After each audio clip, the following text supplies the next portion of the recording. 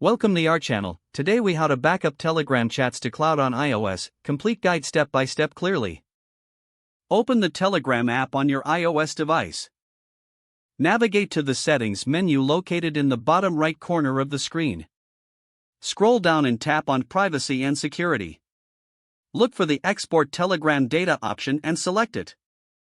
You will be prompted to choose the type of data you wish to backup. Ensure that the chats option is selected. You can also choose to include media files if desired. After selecting your preferences, tap on Export. The app will prepare your data for export, which may take a few moments. Once the data export is complete, you will see an option to download the backup file. Tap on the download link to save the backup to your device. If prompted, choose a location to save the file in your cloud storage.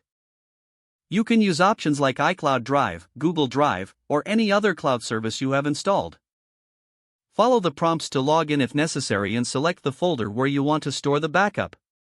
Wait for the file to upload to your chosen cloud storage service. Once the upload is complete, your Telegram chats will be safely backed up in the cloud. You can access this backup at any time from your cloud storage account.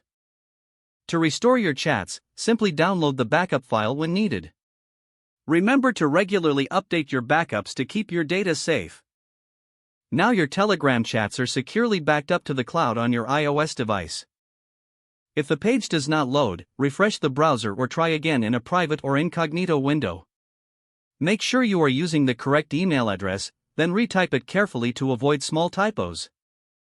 If your password is not accepted, use the reset option and create a new strong password you can remember.